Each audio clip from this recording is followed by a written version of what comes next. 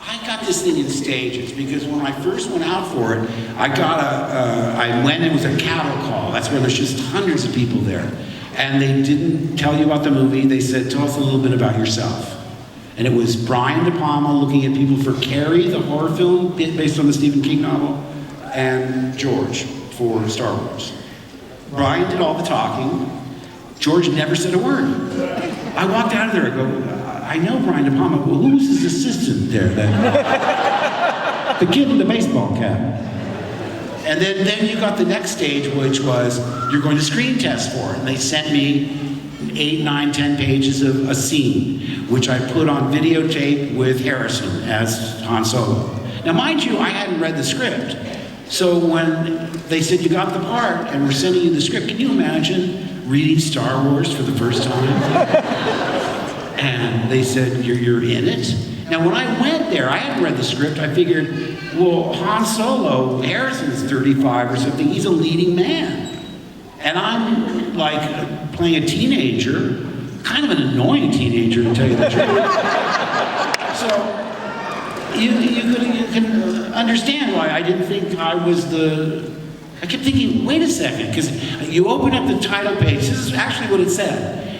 The Adventures of Luke Skywalker as taken from the Journal of the Wills, Saga number 1, The Star Wars. Oh, okay.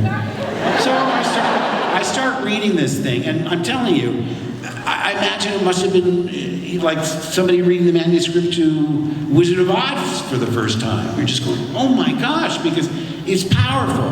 Now, we didn't have the special effects there yet. We didn't have any visual, I mean, it was all in what I was reading, but I was just transported, and I was thinking, wait a second, if Harrison's playing Luke, who am I?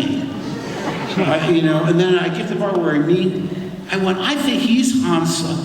Oh my gosh, it's from I called my agent, I said, who am I again? She said, you're Luke. I said, oh, you're not going to believe this. It's just unbelievable. It's everything I love. I mean, floating cars and light swords and robots and scary guys. And listen, I was a famous monsters kid. I loved Ray Harryhausen and the original black and white King Kong. I mean, I was just so into this kind of stuff. Of the three of us, of Carrie, Harry, and Harrison and I was the only one that was excited when our faces were masks on the backs of cereal boxes. Say, you guys look cool, I'm on the back of C-3POs. Harrison's like, yeah, whatever. I said, no, it's really kind of neat, isn't it?